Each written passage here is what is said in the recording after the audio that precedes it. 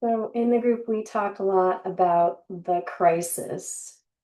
So addicts are chronically getting themselves into trouble.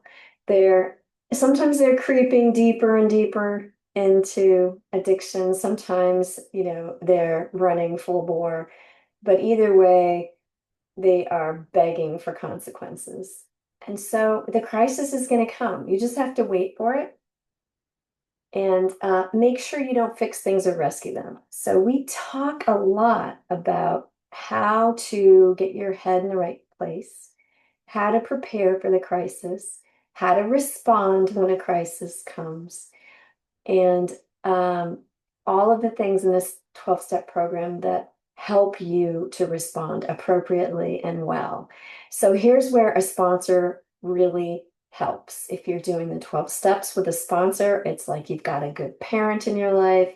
And when the crisis comes, you can call them and they can say, yeah, don't give them the money. No, don't fix it. Don't bail them out. They can help you stabilize you when you want to just reflexively go into those habits and all those behaviors of rescuing and fixing that you've been doing probably your entire life.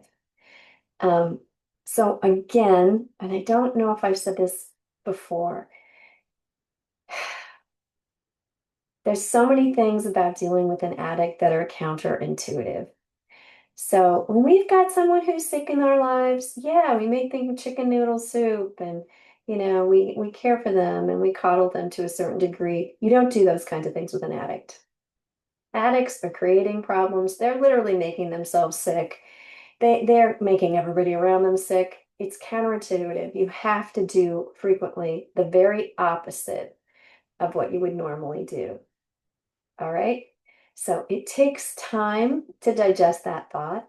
Everybody's situation is a little bit different, so you've got to figure it out. That's why getting in an Al-Anon group and getting a sponsor is so critical because you have someone who's got the time and the patience and the experience to sit and listen to your story and help you problem solve your way through it.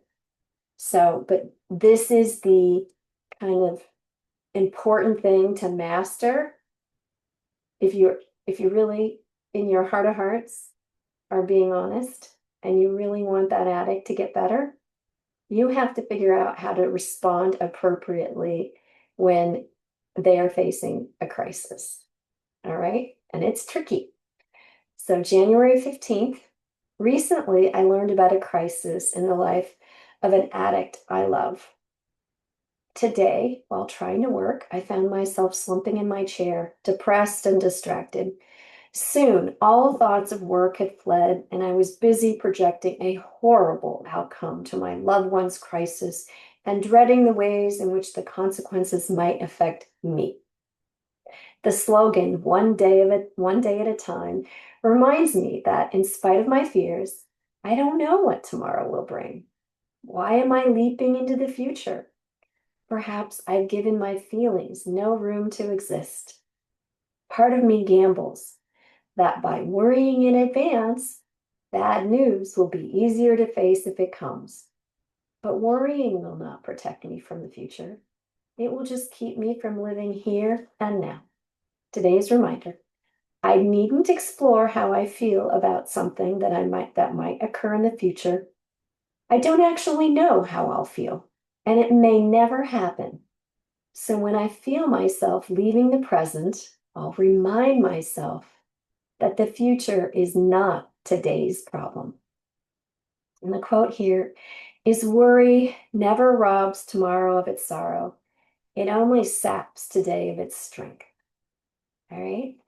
So remember, if you're fretting and worrying, doing all those mental gymnastics about what might happen, you really are wearing yourself out over nothing.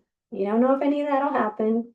It's not your problem to solve, and you need to get some boundaries. You got to work on controlling what you do inside of your own head so that the addict can have more space to solve their own problems.